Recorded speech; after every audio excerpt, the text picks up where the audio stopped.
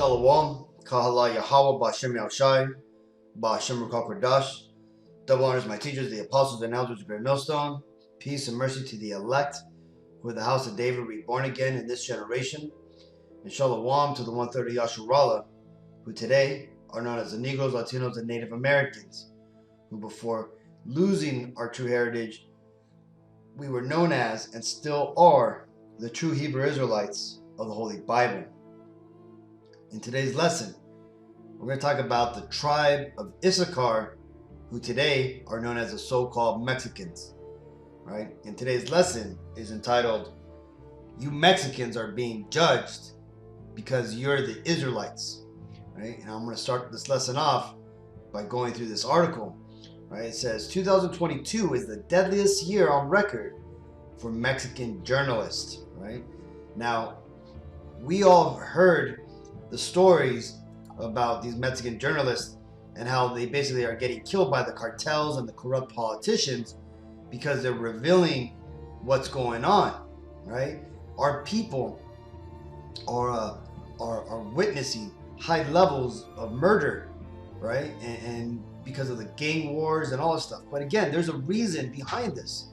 Yes, we could look at the physical and logical explanations of the drug war that's going on, the demands for drugs from here in America, that are being put upon the other countries, namely Mexico, which then is breeding tons of corruption through these gangs and politicians and the police force and whatnot, right? And that right there, in this story particularly, is causing a high level of death amongst journalists who are trying to explain it. It says photos of slain journalists are displayed on a wall during a vigil to protest the murder of journalist Fridel Roman outside of Mexico's Attorney General's office in Mexico City.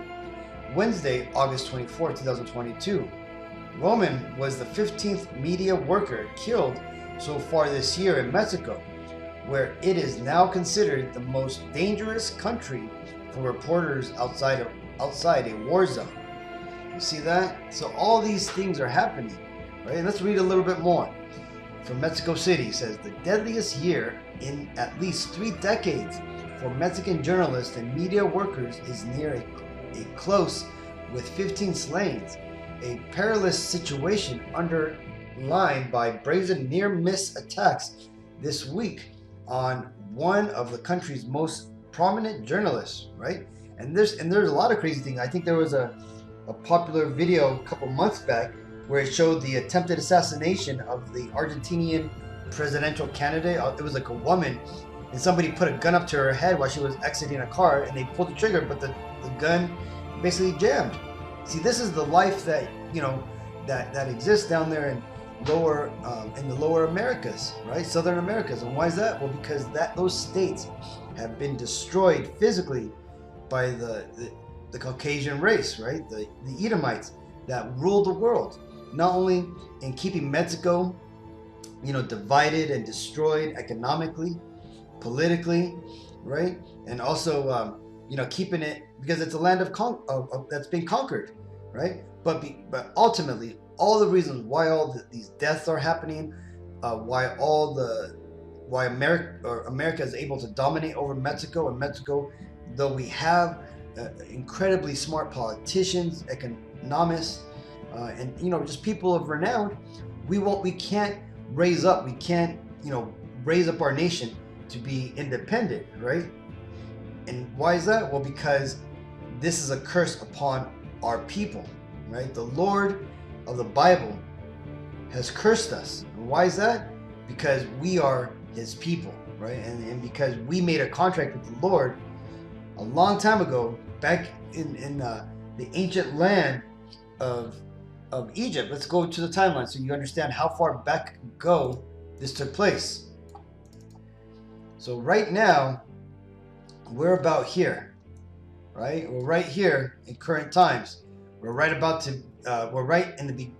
before the time where the money is going to collapse. We're witnessing the wonders on earth that the Lord said he would bring forth in Joel 20 and 30. right? But when you go back in history to where us Israelites made a covenant with the Lord, you got to go all the way back to the time of the Exodus, right? Which took place at 1446 BC. And then ultimately, the time when Moses was there, and he ultimately made the covenant between us Israelites and the Lord. Okay? We agreed to follow his laws and commandments. Now ultimately, we were still the chosen people, regardless, because again, the promise was given to our forefather Jacob. Okay? When the Lord arranged it for Jacob to get Esau's blessing. Not only that, but when the 12 tribes and also Ephraim and Manasseh were blessed from our forefather Jacob. Right? At this point we were the chosen people, and we hadn't signed up for the covenant yet, right? So what happened is when we made that covenant, we agreed to certain things. And what were those certain things? That we would follow the commandments of the Lord. And if we didn't follow the commandments of the Lord, well, we always read it in Deuteronomy 28:68, that if we didn't follow those commandments, that all the curses explained in the Bible would come upon us, right? And those curses lead to things like this. This is Amos 3:6. Shall a trumpet be blown in the city and the people not be afraid? Shall there be evil in the city and Yahweh hath not done it? This is Isaiah 45:7. I form the light and create darkness. I make peace and create evil. I, Yahweh, B'Hashem Yahshai, do all these things. So all this evilness, all this wickedness that you see in these articles, all are to do with the curses that are upon our people. Yes, there are real life events and issues that are causing this, right? Like the drug wars and the gang wars, the corrupt politicians, like I mentioned, that all have to do with this. But all those situations which cause this go back to the Bible and the curses that fall upon our people. And why is that? Because we are lost as a people. We have gone away from the Lord, and the Lord has cursed us. But again, to get down to who us Mexicans are, all we had to do is read Genesis 49 and 14, which tells us of our prophecy, of what would be us in the last days. This was given to us by our forefather Jacob before he passed away. He says, Issachar, which was our ancient ancestor, our forefather, which we are named after. Issachar is a strong ass, crouching down between two burdens. And he saw that rest was good, and the land that it was pleasant, and bowed his shoulder to bear, and became a servant unto tribute. And that's us, right? We are one of the hardest workers in the entire world. There was even an article that was brought out by LA Weekly, and it says, Mexicans work more than you and everyone else in the world, right? And it shows you, man, all the people from the Belgiums, the Australia, Ireland, Turkey, even the US, right? But it shows, and even Japan, the people who are shown to be, those guys who work so hard that they have heart attacks, right? Look at this, Mexico, we're the hardest workers. Okay, that's what it means when it says in the Bible prophecy is that we are strong ass, right? And that we became a servant unto tribute, right? We basically have made slaves of ourselves for money, right? For our work. And that's just the way it is, man. And again, when you ask our people, man, even me myself, man, I like hard work. It feels good to have a day where you've basically been, just working all day, accomplishing things, man. It's good. It feels good. It fulfills my soul, right? I had brothers who would, say things like this, man. Like, I do so much, but to me, it's just part of, having to do what I have to do, right? It's part of my soul. It's one of the blessings that the Lord gave me and my people, right? Other things it tells you, right, that, it says we're crouched down between two burdens. This is ultimately talking about the Pacific and the Atlantic oceans, but also too between America and the southern Americas, right? See, that's because again, you got to remember, Jacob was seeing visions of how Issachar and his children, his descendants, would be, right? And then, so again, now that it's been explained that the tribe of Issachar is in fact the true biblical name of the Israelites, now we understand where we go back to. Before we were the Aztecs, before we were conquered, before we were the Incas and all that stuff, right? Before we came over the great ocean, the Atlantic Ocean, and we came from the land of Aslan, which our own prophecies, the Aztecs prophecies, say that we will one day go back to the land of Aslan, which is in the east, over the Great Sea, by the land of Babylonia, right? That land is Israel, right? And why is that? Because we are the Israelites, okay? And namely, we're the tribe of Issachar. This is 1 Chronicles 12:32. And of the children of Issachar, which were men that had understanding of the times, to know what Israel ought to do, the heads of them were 200, and all their brethren were at their commandments. Okay, so we had understandings of the stars, right? Astronomy, right? That's basically the studying of the alignments, the paths of the stars, what they mean, timekeeping. Okay, this is why when you go back through our history, our people, the Aztecs, right? Even when we were under the Inca Empire, because remember, the Inca Empire was simply the 10 tribes of Israel when we first got here, right? The Inca Empire were the descendants of the farmers, those farmers being the 10 tribes of Israel that got off the boats when we arrived here to the Americas, and we eventually established an empire here. That first empire was the Inca Empire, which for the most part had all the tribes in it.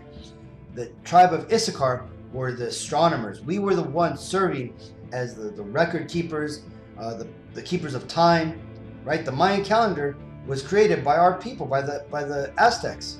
Okay, this is why a lot of those the styles, the understanding of the records were carried over into the Aztec Empire, which came later on when the 10 tribes eventually started to split up.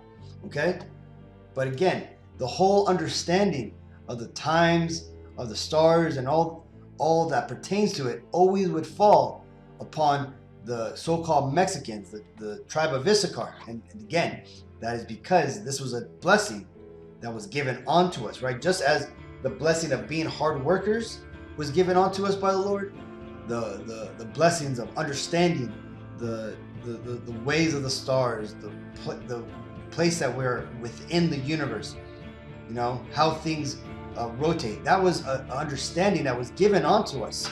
Okay, and the thing is that just like as we were given blessings, and we have these innate abilities to be the strong workers, to understand stars, the signs of the stars and all these things, we were also given the curses that our eyes would be evil towards our brother, that we would not prosper in our lands of our captivity. Because again, even though Mexico is supposedly ours, it's not.